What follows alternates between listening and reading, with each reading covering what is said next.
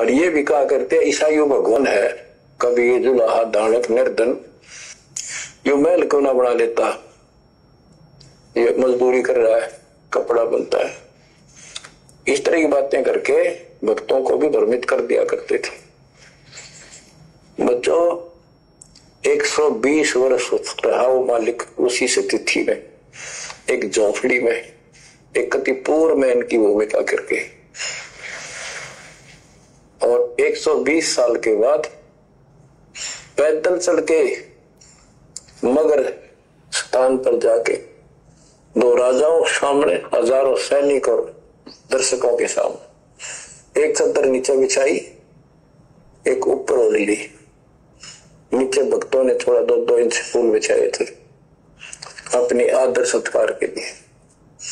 2 minute के बाद कहा कि एक चादर ऊपर ओढ़ ली थी, ऊपर जा आकाशवाणी आई कि देखो चादर उठा के, देर इज नथिंग। सबकी नजर ऊपर गई, परमात्मा जा रहे हैं सह शरीर, तेजों में शरीर चमक दमक हो रही। चादर उठाई तो शरीर के जितने फूल सुगंधित ढेर लिया था और कह गए थे दादा बाट देना, लड़ाई मत करियो मूर्खो, तुमने समझा कि आज तक अभी हिंदू और मुसलमान 2 बने बैठे हो, तुम राग द्वेष गया नहीं तुम्हारा, खाक हो तुम। तो हमारे अंदर दोष देख कर मालिक हमको त्याग कर चले गए थे। एक लीला करी थी, हाथी पर बैठ कर गंगा जल भर लिया, लोग समझे थे शराब पीवे, और शहर की प्रसिद्ध वेश्या को हाथी बैठा लिया, उसके कंधे पर हाथ रख लिया मालिक ने। बता संसार तो कुछ भी कहे पर उनकी अकल तो ठिकाना आनी चाहिए थी। सब महापुरुष इतना कुछ ज्ञान जानने वाला क्या ऐसी बकवास करेगा, शराब पिएगा और वेश्यावृत्ति करेगा? लेकिन हमारी अकल तो थी नहीं, का रखी थी।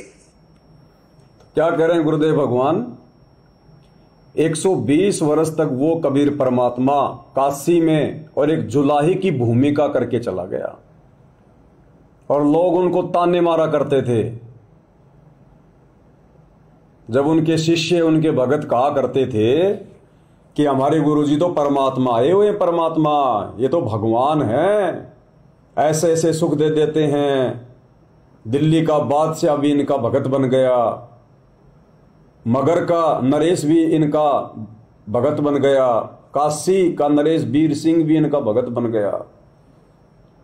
तो लोग कह दिया करते थे अगर ये इतना ही बड़ा भगवान है ना जो तुम इनके गुणगान गा रहे हो, तो एक झोपड़ी में क्यों टाइम पास कर रहा है? भगवान तो 1 सेकंड में अपने लिए मकान बना ले, 1 सेकंड में। लेकिन कबीर परमात्मा ने किसी की बातों की तरफ ध्यान नहीं दिया।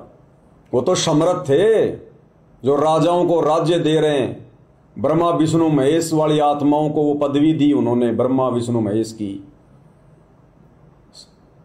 सेठों को सेठ बनाया, ये तो वो परमात्मा है। 1 सेकंड में परमात्मा नई सृष्टि रच दे। एक महल की बात तो छोड़िए, 1 सेकंड भी नहीं लगे परमात्मा को पूरी सृष्टि को नष्ट करके और 1 सेकंड में नई सृष्टि रच दे। लेकिन आप और हमारे को शिक्षा मिलती है गुरुदेव के लीलामय जीवन से, जो 650 साल पहले उन्होंने जिया। लोग कहा करते थे तुम्हारा गुरु इतना बड़ा भगवान है, इतना बड़ा चमत्कारी है, तो अपना महल क्यों ना बना ले, अपना मकान क्यों ना बना ले, झोपड़ी में क्यों टाइम पास कर रहा है, क्यों ये गरीबी में टाइम पास कर रहा है। और परमात्मा को भी बहुत कहा करते थे कहने वाले, लेकिन परमात्मा पर किसी की बातों का कोई असर नहीं होता था। आप और हमें शिक्षा दे रहे हैं गुरुदेव वर्तमान में कि तुम्हारे गुरु ने तुम्हें जिस प्रकार से भक्ति मार्ग पर चलने के लिए प्रेरित किया है, मार्गदर्शन किया है, केवल तुमने उसी हिसाब से चलना है। दुनिया वालों की देखा देखी, दुनिया वालों के कहने से, दबाव देने से, लोक लाज में आकर तुमने कोई मर्यादा भंग नहीं करनी है। आवश्यकता से ज्यादा तुमने किसी वस्तु का संग्रह नहीं करना है। भले तुम्हारे पास तुम्हारे भाग्य का, तुम्हारे प्रारब्ध का कितना ही धन क्यों ना है, कितना ही पैसा क्यों ना है, लोगों के कहने से तुमने सरपंची के फार्म नहीं भरने, लोगों के कहने से तुमने कार और कोठियां नहीं खरीदनी है। लोगों का काम है कहना, 650 साल पहले परमात्मा ने एक उदाहरण पेश किया कि भाई गरीब से गरीब आदमी भी परमात्मा प्राप्ति कर सकता है। गरीब से गरीब भी परमात्मा प्राप्ति के लिए धन की आवश्यकता नहीं, धनवान की आवश्यकता नहीं, राजा बनने की आवश्यकता नहीं है। उन्होंने खुद एक लीला में जीवन जी के दिखाया कि देखो मेरे से गरीब वर्तमान में हिंदुस्तान में कोई नहीं होगा। दिन रात मेहनत करता हूं, बड़ी मुश्किल से 2 टाइम की रोटी का जुगाड़ कर पा रहा हूं। टूटी फूटी झोपड़ी जो मुंह बोले माता पिता ने बना रखी थी उसी में रह रहा हूं। नई झोपड़ी भी नहीं बनाई 120 साल तक। और अंत में परमात्मा मगर से सह शरीर गए, सबको दिखाया, सबको दिव्य दृष्टि दी और यह साबित किया कि देखो परमात्मा प्राप्ति के लिए, भक्ति करने के लिए, राजा महाराजा बनने की, बहुत ज्यादा विद्वान बनने की, ज्ञानी बनने की, या कोई धनवान बनने की, या कोई बड़ी जाति में पैदा होने की कोई आवश्यकता नहीं है। घर छोड़ के जाने की आवश्यकता नहीं, जंगल में जाने की आवश्यकता नहीं, कोई तप करने की आवश्यकता नहीं। उन्होंने एक ऐसा लीला में जीवन जी के दिखाया, क्योंकि जब जब परमात्मा धरती पर आते हैं सतगुरु रूप में, लीला में जीवन जीते हैं, उनका जीवन भी एक शिक्षा होती है, शिक्षा। तो 650 साल पहले भी उन्होंने पंडित रामानंद जी को अपना मुंह बोला गुरु बनाकर एक सुयोग्य शिष्य की और एक अच्छे भगत की भूमिका निभा के दिखाई, एक संदेशा दिया। और वर्तमान में भी वही कबीर परमात्मा सतगुरु रामपाल जी, आदरणीय रामदेवानंद जी को अपना मुंह बोला गुरु बनाकर एक नेक शिष्य और सुयोग्य भगत की भूमिका करके दिखा रहे हैं कि आप और हम भगत भाई बहनों ने किस प्रकार से भक्ति मार्ग पर सफलता प्राप्त करनी है, दुनिया नहीं देखनी। इस भक्ति मार्ग में सफलता के लिए अगर आपकी नौकरी भी आपको बाधा दे रही है तो वो नौकरी भी छोड़ दो, ठोकर मार दो उसके। गुरुदेव भगवान ने नौकरी छोड़ के दिखाई, क्योंकि नौकरी बीच में बाधक बन गई थी, छुट्टियां नहीं मिलती थी, अफसर उनसे नाराज होते थे। अंत में गुरुदेव ने रिजाइन दे दिया, रिटायरमेंट में केवल 2 साल बाकी थी।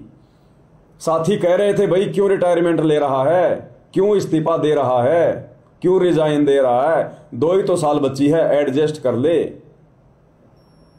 अच्छी खासी पेंशन बन जाएगी। गुरुदेव ने कहा कि नहीं, जो नौकरी मुझे अब मिली है ये नौकरी फिर दोबारा नहीं मिलेगी, और ये बाकी नौकरियां तो असंख्य जन्म हो गए हमारे को करते हुए, और हम आज मांगते ही गुरुदेव से नौकरी है। गुरुजी बच्चा इंटरव्यू देने गया है, गुरुजी दया करियो छोरा नौकरी लग जाए। एक छोटी सी नौकरी के लिए 10, 15, 20, 50 हजार की नौकरी के लिए हम मर्यादाओं की परवाह नहीं कर रहे, जबकि गुरुदेव ने बताया कि भक्ति के लिए तो इब्राहिम सुल्तान ने अपना आलीशान राज्य त्याग दिया, लाखों की संख्या में, करोड़ों की संख्या में जिसके यहां नौकर हुआ करते थे, उसने अपना राज्य त्याग दिया। जो भी वस्तु उसको मोक्ष में बाधक लगी उसने सब त्याग दी। तो गुरुदेव ने एक शिक्षा दी हमें कि मेरे से ज्यादा मांगने की जरूरत नहीं है। ये संसार की संपत्ति, भौतिक सुख, नौकरी, बेटा बेटी, कार कोठी, ये मांगने की जरूरत नहीं है। भक्ति मांगना, भक्ति, मर्यादा मांगना, मर्यादा। तो खुद गुरुदेव भगवान ने नौकरी को ठोकर मार के और एक उदाहरण पेश किया।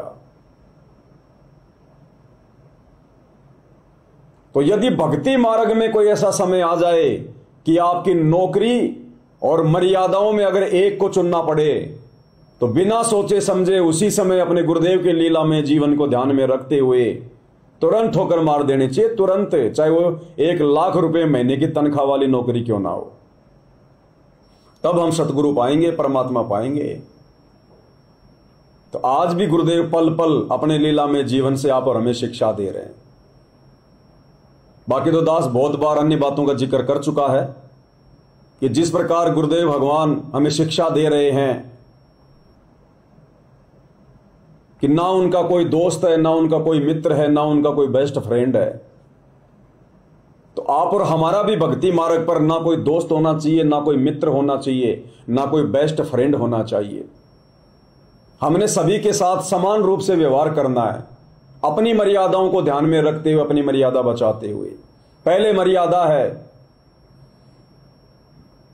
गुरुदेव अपनी लीला में जीवन काल में कभी भी किसी पिकनिक पर घूमने नहीं गए। कुल्लू, ऊटी, मनाली, शिमला, कहीं भी घूमने नहीं गए, कहीं भी पिकनिक मनाने नहीं गए, कहीं भी अपनी फैमिली को लेकर नहीं गए टूर पर इस काललोक में। और पिकनिक मनाएंगे हम?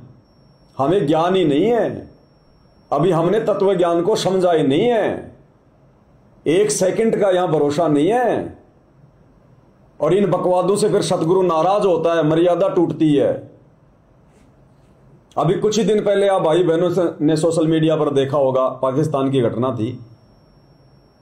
एक पूरा का पूरा परिवार, मुस्लिम परिवार पाकिस्तान का, कम से कम 10 से 15 व्यक्ति, छोटे बच्चे भी, बेटा बेटी भी, उसके माता पिता भी, और एक नदी के बीच में बैठकर पिकनिक मना रहे थे। कुछ देर पहले तो नाच रहे थे, गा रहे थे, बैठ के वहां खाना खा रहे थे, मौज मस्ती कर रहे थे, वीडियो बना रहे थे, सेल्फियां ले रहे थे, आनंद ले रहे थे। अचानक से बारिश आ गई, उस नदी में अचानक से पानी आ गया। उस पूरे परिवार ने नदी को पार करने का पूरा प्रयास किया, लेकिन पानी का बहाव तेज था। अंत में वो सारा परिवार एक जगह खड़ा हो गया, एक दूसरे को पकड़ के, जहां पर थोड़ी सी ऊंचाई वाली जगह थी। चारों तरफ उनके पानी पानी फैल गया, चारों तरफ धीरे धीरे पानी का स्तर बढ़ता गया। लोग दूर खड़े होकर देख रहे हैं, वीडियो बना रहे हैं, लेकिन मदद कोई नहीं कर पा रहा।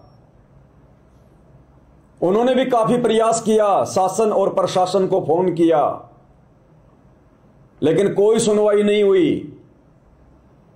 नदी का पानी और तेजी से, और तेजी से, और अंत में हालत यह हुई, वो 14-15 जितने भी परिवार के सदस्य थे जो इस काल के लोक में पिकनिक मनाने गए थे, टाइम पास करने गए थे, घूमने गए थे, एक एक करके और उस पानी के बहाव में बहने लगे। एक एक करके, एक साथ नहीं गए सारे।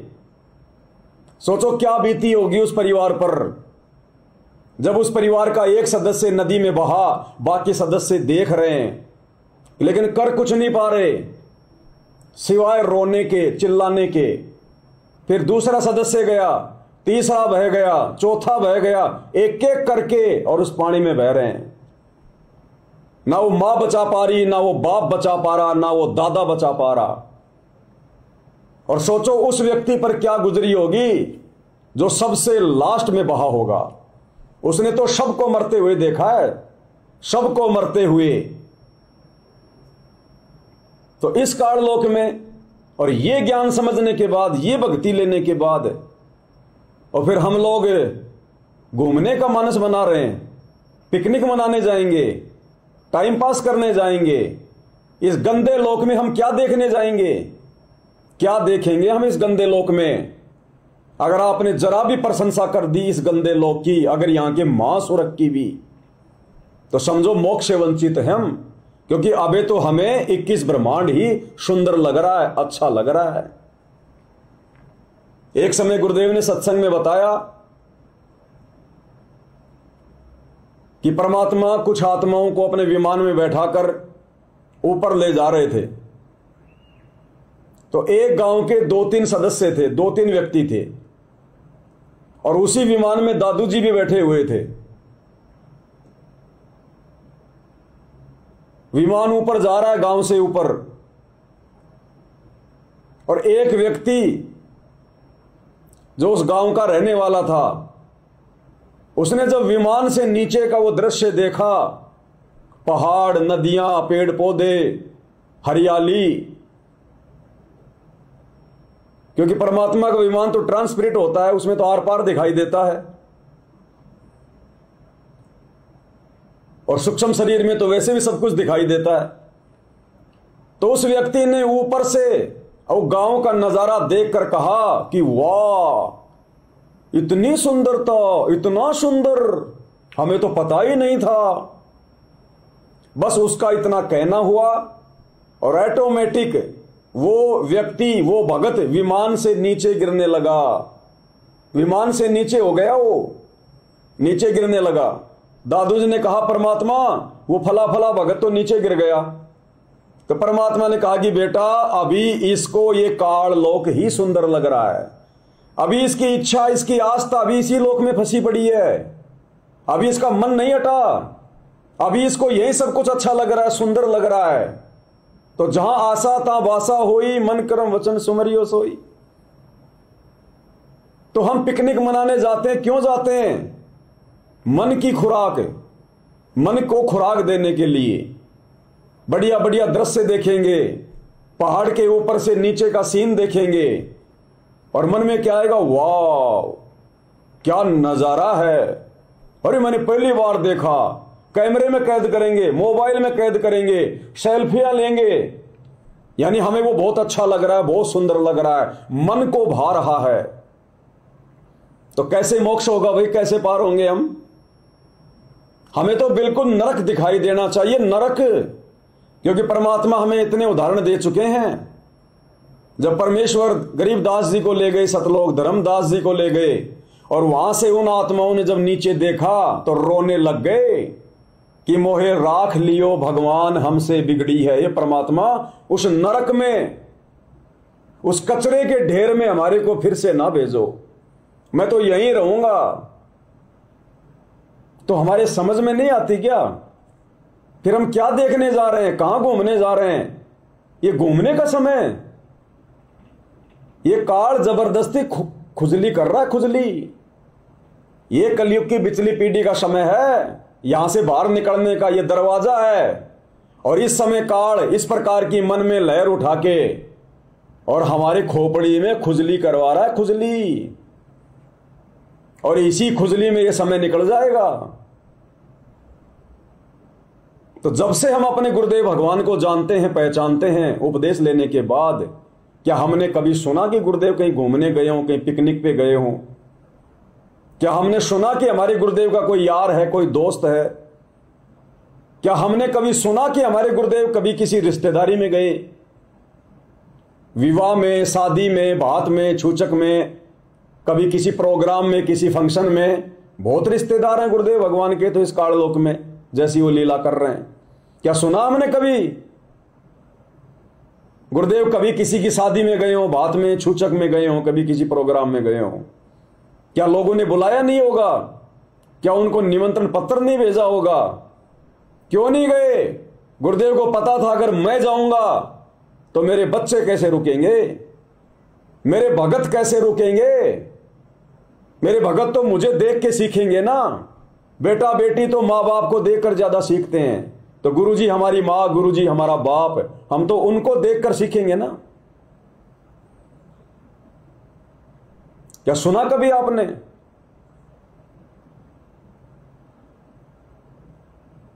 पूरा लीला में जीवन उठा के देख लीजिए, जब से आप और हम गुरुदेव को जानते हैं, सिवाय ये ज्ञान आप और हमारे तक पहुंचाने के, सिवाय संघर्ष के, आपको कोई भी बकवाद, जरा सी भी सांसारिक बकवाद आपको गुरुदेव भगवान की लीला में जीवन से सीखने को नहीं मिलेगी, देखने को नहीं मिलेगी।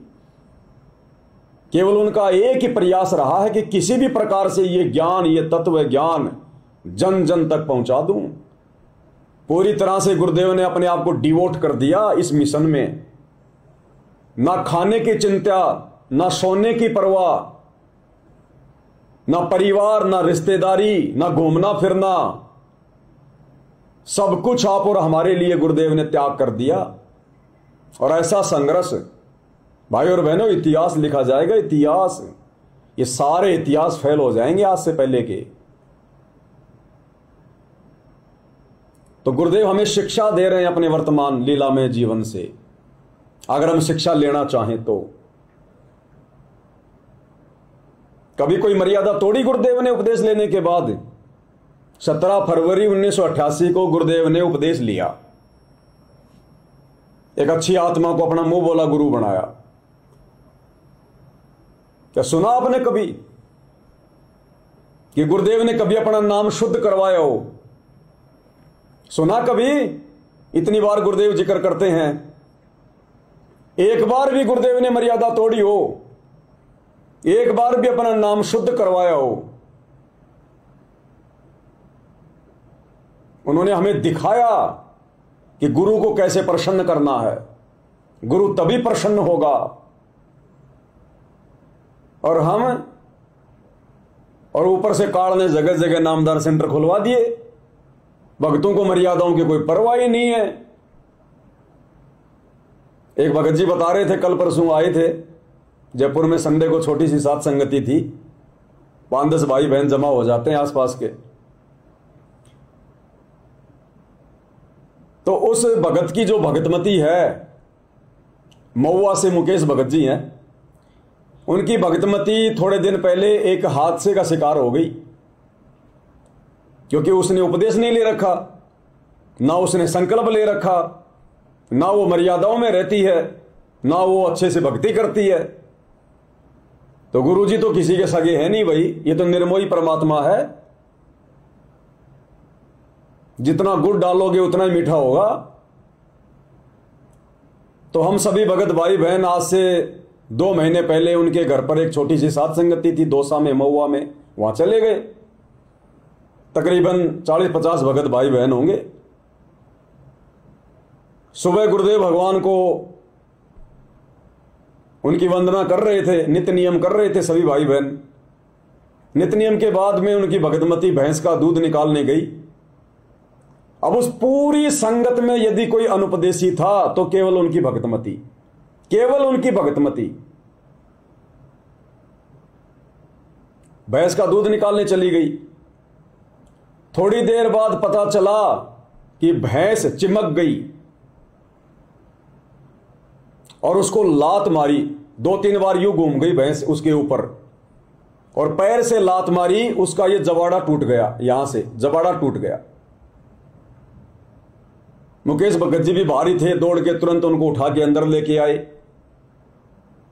हम लोग गाड़ी लेके गए वहीं के किसी हॉस्पिटल में। उसने कहा भैया मेरे बस की बात नहीं है, चोट थोड़ी ज्यादा है, आप इनको जयपुर ले जाओ। उसके बाद भाई बहनों को विदा किया, सात संगति समाप्त हो गई थी और हमने जयपुर आना था, लेकिन वो हमारी गाड़ी में नहीं आ सकती थी क्योंकि उनको लेट के आना था। एम्बुलेंस कर दी। एम्बुलेंस उनको जो रेलवे का जो ऑफिस है, क्योंकि वो रेलवे में नौकरी करते हैं मुकेश भगत जी, तो रेलवे का जो हॉस्पिटल है वहां ले आए। ऑपरेशन हो गया। 4-5-7 दिन के बाद वापस उनको छुट्टी मिल गई, वहां चली गई वापस महुआ। अब वहां उनसे मिलने के लिए उनकी एक रिश्तेदार आती है, एक लेडीज, और उसके पूरे परिवार ने नाम ले रखा। उस लेडीज ने नाम ले रखा, उस बहन ने जो मिलने गई थी, और उसके ससुर ने नाम ले रखा। पूरा परिवार उपदेशी। तो उसने कहा कि हम एक शादी में गए थे, मैं गई थी, मेरे ससुर जी गए थे, तो ससुर जी तो खाना खा रहे थे इधर उधर, और मेरे को मिल गया मौका, मैं वहां पर डांस करने लग गई, डीजे पर नाचने लग गई। वो सतलोक आश्रमों से जुड़ी हुई है, ध्यान देना। बोला मैं डांस करने लग गई डीजे पर, मेरे ससुर ने देख लिया और बाद में कहा कि बेटा तू क्या कर रही है, गुरुजी ने तो मना किया है नाचना गाना, तेरी तो मर्यादा टूट गई। तो उसने कहा कि पिताजी क्या हो गया, धनाना आश्रम में चलेंगे और नाम शुद्ध करवा लेंगे, मर्यादा टूट गई तो शुद्ध करवा लेंगे नाम, कौन सी बड़ी बात हो गई। तो वर्तमान में संगत में यह चल रहा है, मर्यादाओं की चिंता नहीं है, परवाह नहीं है, क्योंकि काल ने जगह जगह नाम दीक्षा के अंदर खुलवा रखे हैं। परवाह नहीं है, टूट जाएगा कोई बात नहीं, नाम शुद्ध करवा लेंगे। क्या हमारे गुरुदेव ने, हमने कभी सुना है एक बार भी मर्यादा तोड़ी हो, एक बार भी कभी नाम शुद्ध करवाया हो? वो लीला करके क्यों दिखाई, वो भगत का जीवन जी के क्यों दिखाया, ताकि हम भी वैसे बने, ताकि आसानी से मोक्ष प्राप्त कर सकें। तो भाइयों और बहनों, पूरा जीवन लीला में गुरुदेव का देख लीजिए नजर मार के। हमने भी उसी तरह से इस भक्ति मार्ग पर चलना पड़ेगा। बकवाद नहीं चलेगी।